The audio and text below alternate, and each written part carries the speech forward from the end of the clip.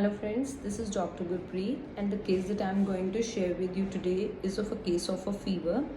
This is the case of a fever in a 52-year-old female. इनकी chief complaint क्या थी कि patient ने खुद कॉल नहीं किया था अपनी प्रॉब्लम के लिए.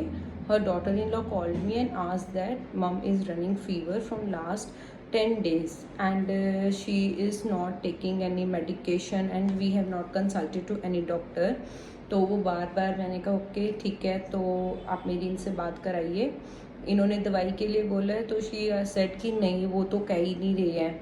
तो उन्होंने खुद ही मेरे को कॉल, फिर मैंने जब उनसे पेशेंट से बात करी थी तो पेशेंट ने कहा कि मुझे फ़ीवर आ रहा है, 10 दिन हो गए हैं. एक वॉमिटिंग आई थी, उसके बाद फ़ीवर स्टार्ट हुआ था, बट मैंने अभी तक कोई मेडिसिन नहीं ली है. सुबह से 99-100 इतना फ़ीवर रह रहा है. बट तो मैंने इतना पूछा कि इसमें आपका क्या मन कर रहा है, तो पेशेंट ने बोला कि मेरा बस लेटे रहने का मन हो रहा है. और ज़्यादा वो किसी से बात भी नहीं कर रहे थे. और इसके अलावा हर आधे घंटे के बाद they were constantly checking their fever कि कितना फ़ीवर आ रहा है. तो इस बेसिस के ऊपर और मैंने जो उनके डॉटर इन लॉ से थोड़ा सा पूछा कि ये इस समय किसी से कोई बात वगैरह कर रहे हैं, तो उन्होंने कहा नहीं, ज़्यादा बात भी नहीं कर रहे हैं, अपना चुपचाप लेटे हुए हैं और कुछ मांग भी नहीं रहे हैं, कोई दवाई के लिए भी नहीं कह रहे हैं कि डोलो दे दो या कुछ दे दो. She is asking for nothing.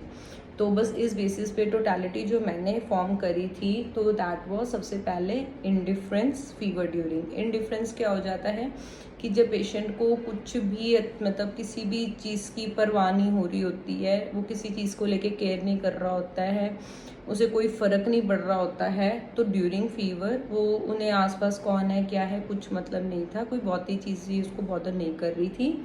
Second thing was asking nothing for, क्योंकि वो किसी से कोई मेडिकेशन के लिए भी नहीं कह रहे कि मुझे टैबलेट दे दो या कुछ चाहिए मुझे डॉक्टर के पास ले जाओ, तो asking nothing for. Third rubric जो था वो केयरफुलनेस था.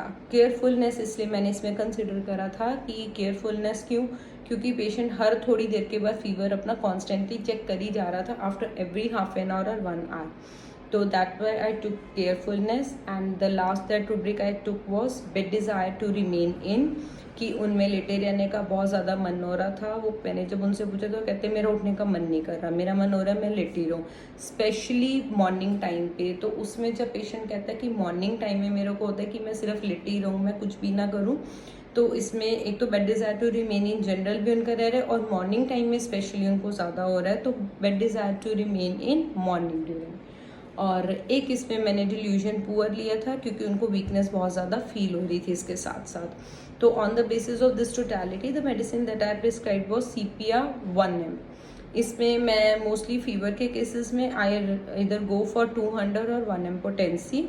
तो I just started her with the sepia 1M and within 2 to 3 doses लेते ही मैंने उनको बोला था कि आप हाफ इंटरवल पे इसकी 3 डोजेस ले लेना और नेक्स्ट डे मुझे एक बार आप इन्फॉर्म कर देना. तो बाय द नेक्स्ट डे उनका मेरे को कॉल आती है कि जो फीवर 100.5 100.6 रह रहा था आज वो 99 था मॉर्निंग टाइम तक, एंड इवनिंग तक उनका जो फीवर था नेक्स्ट डे तक वो 98.8 आ चुका था.